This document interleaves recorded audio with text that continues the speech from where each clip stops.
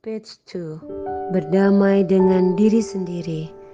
19 tahun, Ayla, gadis kecil kelas 3 yang teguh pendirian itu, kini sudah jadi gadis remaja 19 tahun, baru saja lulus SMA.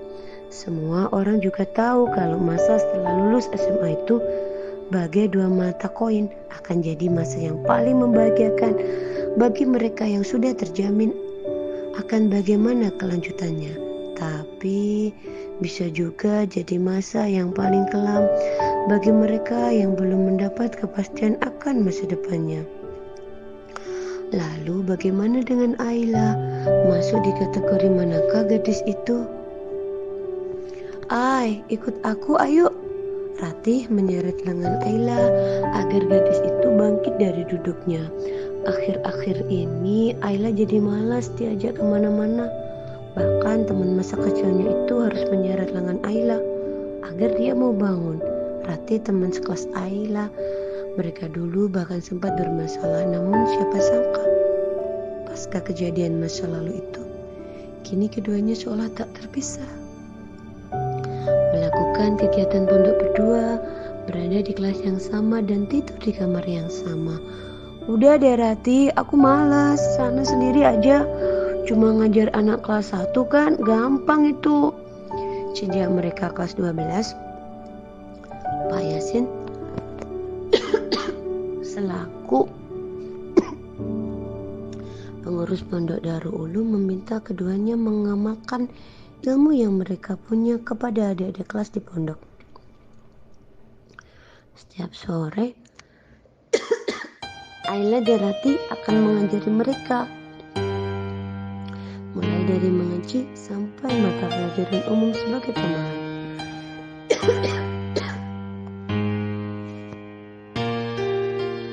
Gak bisa dong, ini amanah bapak kamu, ya kamu harus ikut. Ratih, emangnya kamu gak kasihan sama aku? Di saat begini tuh aku mau sendiri dulu, aku sedih banget loh ini Ratih. Ucap Ayla sambil memelas. Menatap Ratih dengan raut yang ia buat sendu, tapi tak mempan pada Ratih.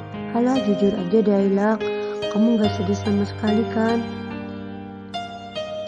Ayla itu baru saja ditolak oleh sebuah universitas pilihan bapaknya, jurusan pendidikan agama Islam di salah satu kampus di Jombang yang jadi pilihan bapaknya. Rupanya tidak mampu Ayla tembus. 2 hari lalu ia dinyatakan gagal seleksi. Dan memang benar kata Ratih, sebenarnya Ayla juga bingung kenapa ia sama sekali tidak merasa sedih karena telah dinyatakan gagal. Namun yang Ayla tahu dari awal, ia tidak ingin masuk jurusan itu. Ayla ingin masuk jurusan jurnalistik. Gadis itu sungguh jatuh cinta dengan dunia jurnalistik. Bahkan Ayla sempat bercita-cita jadi penulis novel ternama, tapi semuanya tidak berjalan lancar. Saat kemauannya dan kemauan sang bapak tidak sejalan. Mana ada, aku ini sedih banget loh Ratih. Bohong. Ratih lepaskan lengan Ayla dan memilih ikut duduk di samping kawan kecilnya itu. Coba kamu ngomong baik-baik Ay sama bapak, pasti bapak ngerti. Udah pernah tuh dan gak ada perubahan. Bapak tetap ingin aku ambil jurusan pendidikan agama Islam. Ya udah, kalau gitu kamu daftar lagi, kan ada kata yang ini siapa tahu ke jurnalistik nanti berhasil masuk. Hah, kalau masih bisa daftar, aku udah daftar Ratih. Maksudnya semua pendaftaran tuh udah ditutup sebelum pengumuman 2 hari yang lalu, bahkan di swasta juga udah tutup. Ratih menghela nafas, merasa ikut frustasi.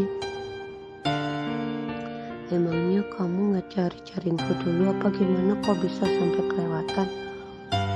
Mana bisa cari info, bapak aja gak ngasih izin aku buat pegang HP. Sama sekali gak diizinin. Apa mungkin bapak sengaja ya Ayla? Itu dia Ratih, segitu gak maunya bapak masuk jurnalistik, terus aku bisa apa? Pura-pura gak tahu dan nekat daftar. Mau jadi anak macam apa aku nanti? Terus kamu maunya gimana? suka sama perintah bapak, apalagi. Ayla, kamu sudah kayak robot yang mau apa-apa harus diperintah dulu. Memangnya kamu gak pengen apa ngelakuin hal yang kamu suka? Ayla bangkit dari duduknya, hendak pergi meninggalkan Ratih. Memangnya boleh. Kini Ayla benar-benar pergi meninggalkan Ratih dan dengan segala rasa cemasnya. Akhir-akhir ini hidup Ayla terasa kosong. Hidup Ayla sendiri jadi sering ngalamin dan kehilangan minat terhadap semua hal.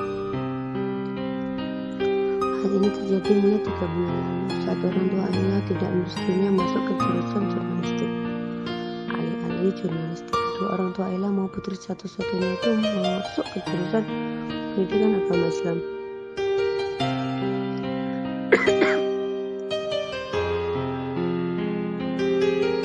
Agar Ayla bisa mendalami agama sekaligus belajar bagaimana cara mendidik, sehingga nanti Ayla bisa menggantikan kedua orang tuanya mengurus pondok.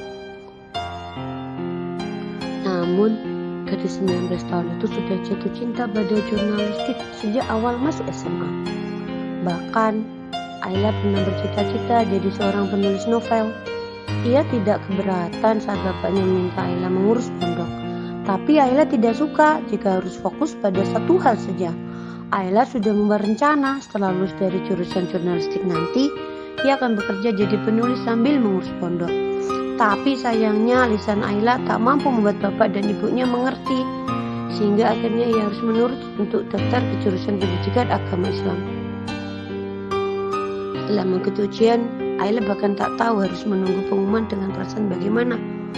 Apakah ia harus deg-degan, apakah ia harus bahagia saat nanti dirinya dinyatakan lolos, dan apakah ia harus menangis saat nanti dirinya dinyatakan tidak lolos. Sungguh Ayla tidak tahu harus bereaksi bagaimana. Dan pada akhirnya setelah hari pengumuman dan ia dinyatakan gagal, Ayla masih bingung harus bereaksi seperti apa. Jadi ia hanya lebih banyak melamun dan matanya terlihat kosong, seperti bintang yang kehilangan cahayanya. Sore hari di Pondok Darul Ulum sudah jadi pemandangan yang lumrah saat ada banyak santri sedang kelimpungan bergerak ke sana kemari. Ada yang sedang bermain bola di lapangan, ada yang sudah siap di depan kamar mandi dengan handuknya. Bahkan ada yang masih bersemangat membantu tukang bangunan merenovasi kamar mandi mereka. Biasanya Ayla akan menikmati suasana itu sambil bercanda dengan santri-santri kecil. Tapi entah hari ini ia ingin sesuatu yang lain. Ayla ingin sesuatu yang bisa membangkitkan semangatnya lagi. Mbak, aku keluar bentar ya, pamit Ayla kepada Mbak Yati, santri senior yang sekarang bertanggung jawab akan keperluan dapur pondok yang sedang duduk bersamanya. Mau kemana toh Ayla? Mbak asli Bandung yang sudah 8 tahun tinggal di Pondok Darul Ulum Jombang itu bertanya. Keluar sebentar Mbak. Iya, keluarnya kemana? Ngapain? Ke depan aja kok Mbak. Ke warungnya Bu Ida sebentar. Mau beli apa memangnya? Biar Mbak yang beli. Assalamualaikum. Waalaikumsalam Ayla. Ayla langsung mengambil 1000 langkah meninggalkan Mbak Yati yang masih merepet. Ayla kadang heran kenapa Mbak Bandung itu cerewet sekali dan suka bertanya macam-macam pada Ayla. Ayla melangkah menuju toko serba ada milik Bu Ida tetangganya. Begitu sampai ia mengeluarkan selembar uang 5 ribuan dan mengambil teh dalam kardus persegi panjang di dalam kulkas. Alhamdulillah. Air teh yang dingin dan manis menuruni tenggorokan Ayla, membuatnya merasa puas karena dahaganya hilang.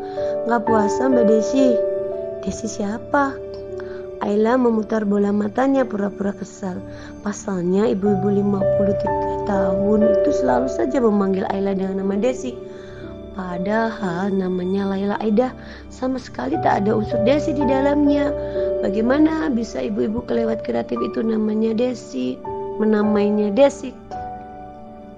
Ya kamu tuh Desi, ya Allah terserah ibu aja deh enaknya gimana, kata Ayla sambil melempar kotak tehnya yang sudah tandas tepat masuk ke dalam tempat sampah.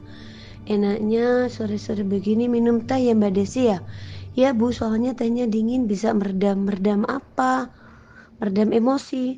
Haha, lucu banget Mbak Desi ini, tapi sayang sejak kemarin Mbak Desinya cemburu terus. Suram, kenapa Mbak? Mikirin utang ya?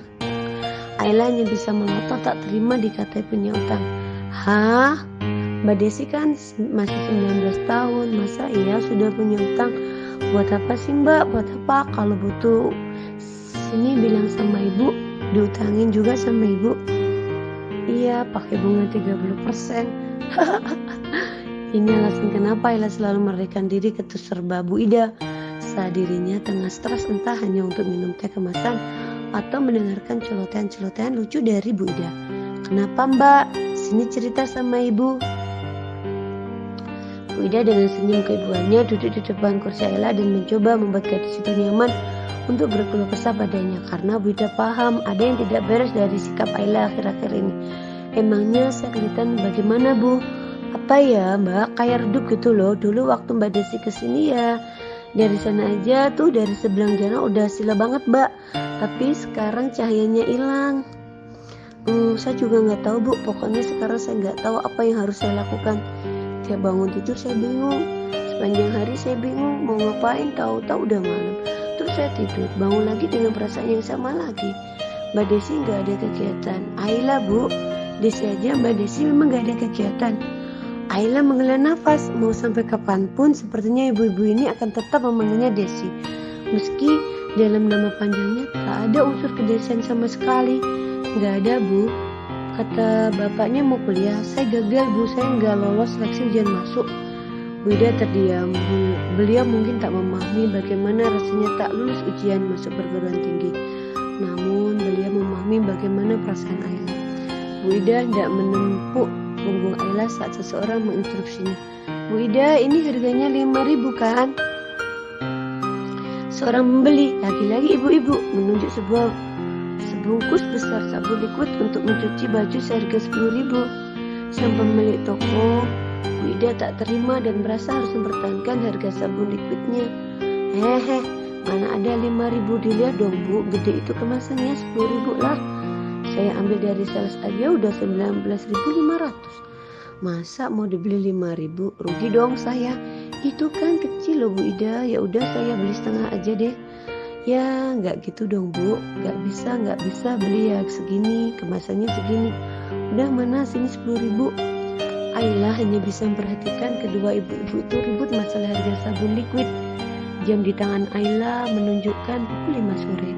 Itu artinya ia harus segera antri di kamar mandi bersama para santri lain dan bersiap sholat maghrib berjamaah. Ayla bangkit dan Bu Ida menyadarinya. Loh Mbak Desi mau kemana? Mau pulang Bu. Assalamualaikum. Loh kok pulang? Waalaikumsalam. Kok pulang sih Mbak Desi? Ayla berhenti sejenak dan mengangguk. Ia hendak pergi jika ibu-ibu pembeli itu tidak mencegahnya. Loh ini Laila ya? Anaknya Pak Yasin. Iya Bu. Anak saya kenal kamu loh, katanya kamu gak lulus ujian masuk universitas ya? Saya tahu dari anak saya lulus loh, alhamdulillah. Kalau gak lulus, saya gak tahu lagi mau jadi apa nanti. Astaga, Bu Ida bahkan gemas dengan pelanggannya ini. Sedangkan Ayla masih sambil tersenyum dan mengangguk mengiyakan. Bu, memangnya kenapa kalau yang gak lulus itu Mbak Desi? Bapaknya yang ngurus pondok kan? Nanti Mbak Desi bisa ngabdi di pondok malah dapat banyak pahala. Loh emang bener kok, zaman sekarang kalau nggak kuliah itu susah, ketinggalan deh pokoknya. Minggem dulu bentar, nggak bisa ya Bu? Rupanya si ibu pelanggan memang harus segera menutup mulut sebelum kata-kata ajaib lainnya keluar dari mulut Bu Ida. Tak dapat dipungkiri, jelas saja Ayla sakit hati mendengarnya. Tapi lagi-lagi ia tak tahu harus bereaksi bagaimana. Rasanya hambar, jadi Ayla hanya tersenyum dan kembali berpamitan. Sekali lagi saya pamit ibu-ibu, assalamualaikum.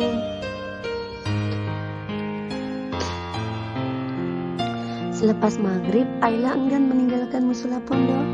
Sedangkan santri-santri yang lainnya perlahan mulai meninggalkan musola. Ada yang pergi untuk berbuka puasa sunnah, ada yang pergi sekedar untuk merapikan kamar atau merebahan diri di kasur barang sebentar sebelum kegiatan mengaji ba'da isya maghrib. Ayla masih duduk di atas sajadahnya dengan mukena putih hangat yang masih ia kenakan. Lagi-lagi Ayla melamun, bayangan tentang jurnalistik memenuhi pikirannya. Ayla tahu betul ia sangat menginginkannya, namun ia juga tahu betul apa yang diinginkan orang tuanya. Ayla menghela nafas berat sambil menenggelamkan mukanya ke mukena putih yang ia kenakan. Sesekali tangan Ayla menepuk dadanya. Ikhlas Ayla, ikhlas ya Allah. Berapa kali pun Ayla bilang ikhlas pada dirinya sendiri, pada kenyataannya ia memang belum bisa ikhlas. Jika kata Ratih, waktu akan menyembuhkan Ayla, tapi Ayla tak mau menunggu lebih lama lagi untuk sembuh dari rasa kecewanya. Ayla kecewa terhadap dirinya sendiri, kecewa tak mampu meyakinkan orang tuanya, sekaligus kecewa tak mampu memenuhi keinginan orang tuanya. Melihat teman-temannya yang sudah diterima di kampus ternama membuatnya semakin ciut, apalagi saat anak-anak beruntung itu dengan sengaja memberitahu pada dunia lewat berbagai akun media sosial. Ayla jadi menerka, jika ia berhasil akankah ia jadi bagian dari mereka yang kini dengan tidak sadar menyakiti teman yang belum beruntung. Di musala malam itu, Ayla berbanyak zikir dan istighfar agar hatinya tenang dan tak lagi sesak. Bibirnya terus mengucap nama Allah sampai azan Isya berkumandang. Ayla bangkit hendak mengambil air wudhu agar dirinya kembali segar, dan siapa tahu beban-beban yang ia rasa ikut luluh bersamaan air wudhunya. Loh Ayla? Iya ibu.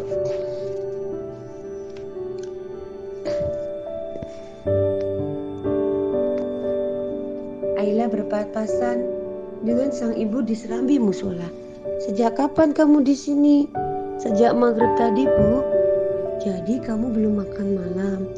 Ayla menggeleng kemudian melewati sang ibu untuk pergi ke tempat wudhu. Ayla mau wudhu dulu bu. Selepas sholat isya dilanjutkan kegiatan mengaji bersama seluruh santri, mulai dari santri sekolah dasar sampai yang sudah SMA.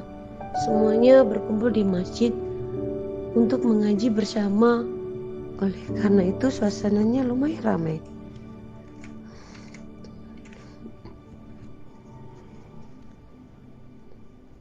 Sebelum para pengurus pondok mengkondisikan para santri dan mulai membagi santri sesuai tingkatan, Ayla duduk di sisi kanan musola bersama santri SMA lainnya, termasuk juga Ratih. Ay, iya apa sih kata ibu dari tadi kamu di sini?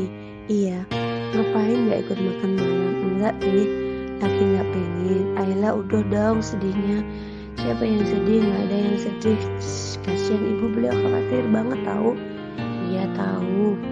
Ratih menghela nafas sambil kehilangan sabar bicara dengan sahabat kecilnya ini. Ya kalau tahu kenapa masih begini Layla Ida. Ratih. Kini Ayla menatap Ratih dengan tegas. Sorot matanya tampak begitu yakin pada apa yang ia akan ucapkan. Aku juga mau masa ini berakhir. Aku udah berusaha ikhlas tapi susah di sini. Ayla kembali menepuk dadanya. Sumber dari segala rasa penyesalannya. Rasanya sesak, sampai-sampai aku gak punya nyali buat ketemu bapak sama ibu. Aku malu kamu bilang waktu yang akan jadi obat.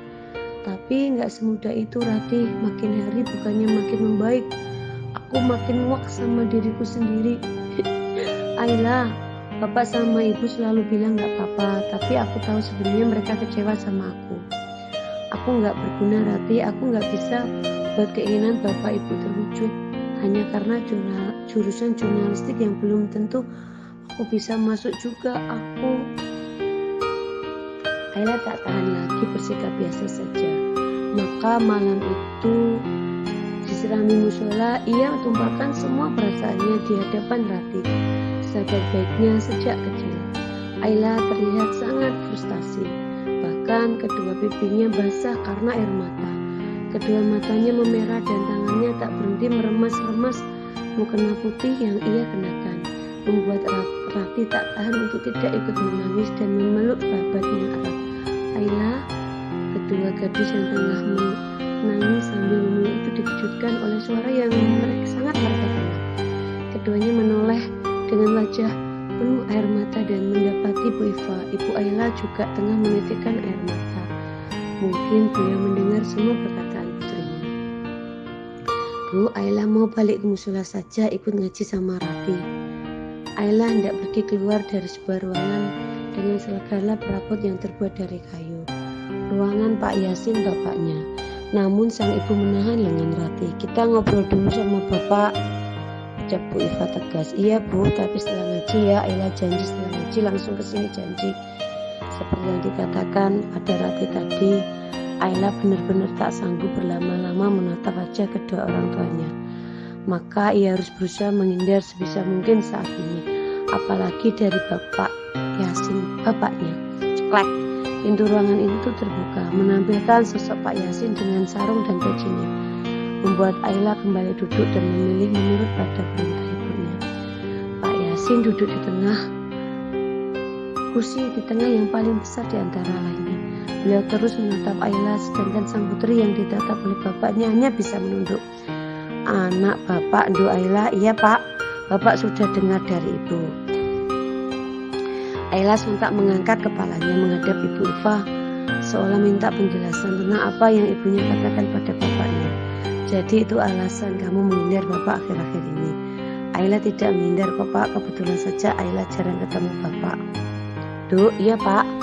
Bapak minta maaf, sudah 19 tahun bapak jadi bapaknya Ayla, tapi belum bisa paham juga bagaimana keinginan Ayla." Hati Ayla begitu remas-remas saat mendengar kata maaf dari bapaknya. "Bapak jangan minta maaf, itu bukan salah bapak. Dari awal Ayla yang salah. Sejak awal Ayla tidak mampu meyakinkan bapak dan ibu. Bahkan saat ujian seleksi pun Ayla tidak mampu melakukan yang terbaik. Maaf." Mendengar nada bicara putrinya mulai bergetar, sang ibu menghampiri dan menepuk-nepuk bunda Ayla. "Maafkan bapak dan ibu ya, Nduk. Kami sadar kalau kamu ikut ujian karena terpaksa, karena keinginan bapak ibu, bukan murni keinginan kamu." "Enggak Bu, bapak sama ibu boleh paksa Ayla. Ayla ini anak bapak sama ibu. Jadi bapak sama ibu jangan minta maaf." Gadis 9 tahun itu kembali menumpahkan air matanya. Entah keputusan apa yang akan diambil orang tuanya setelah ini. Yang jelas apapun itu, Ayla berjanji akan melaksanakannya sebaik mungkin, walau ia tidak menyukai perintah itu, agar kejadian seperti ini tidak terjadi lagi. "Bapak sama ibu tahu kalau perbuatan kita salah, jadi mulai sekarang kita akan mempertimbangkan pendapat Ayla juga. Tapi Ayla nggak apa-apa Bu, Pak, Ayla baik-baik saja. Beneran, Ayla akan urus semua perintah bapak ibu." Ayla dengarkan bapak. Ayla menunduk, melihat orang tuanya minta maaf begini, hatinya sangat sakit. "Kamu tidak baik-baik saja nak, bapak tahu, ibu juga tahu. Akhir-akhir ini kamu sering melamun dan duduk sendirian di musola kan? Bapak tahu itu Ayla, bapak tahu dan hati bapak lebih sakit lihat kamu seperti itu." "Maaf Pak, kamu lihat bapak, katakan dengan tegas. Sekarang Ayla maunya bagaimana, kita bicarakan sama-sama." Sebenarnya saat merenung, Ayla memikirkan banyak hal tentang bagaimana kelanjutan hidupnya. Ayla sadar ia tak boleh berlarut-larut dalam fase hidupnya yang abu-abu ini. Ayla tahu bahwa ia harus bangkit. Ia pasti menemukan jalannya sendiri. Mungkin saat ini bangku perkuliahan belum saatnya ia dapatkan. Namun bukan berarti hidupnya harus berhenti. Biar bagaimanapun Ayla harus bangkit. "Ayla mau kerja Pak, Bu, boleh?" Sang ibu yang sedikit terkejut itu menatap. Ayla tak percaya. Beliau tak rela anak gadisnya 19 tahun bekerja. "Ayla," ibu memegangi lengan Ayla sambil menggeleng, mengirim kode agar sang putri menarik kembali ucapannya. "Ibu, tadi kita sudah berjanji akan mempertimbangkan pendapat Ayla juga kan?" "Iya Pak, tapi mau kerja di mana?" "Oh, Ayla bisa kerja di pondok saja, bantuin ibu ya Nduk." Raut panik terlihat begitu jelas di wajah sang ibu. "Tapi Pak," Ayla sudah lama memikirkan hal ini. Hanya saja ia tak berani mengungkapkan di depan bapak ibunya. Ayla ingin pengalaman baru. "Pak, gimana itu Ayla? Ibu ndak tega Pak." "Sudah, biarkan saja Bu. Biarkan Ayla juga paham dunia luar. Tapi Pak..." Sang ibu terus saja berusaha agar putrinya tidak meninggalkan mereka. Namun sepertinya kali ini sang bapak sependapat dengan Ayla dan mengizinkan Ayla untuk pergi. Biarkan dulu Bu, biarkan Ayla lakukan apa yang dia mau sebelum nanti dia menikah.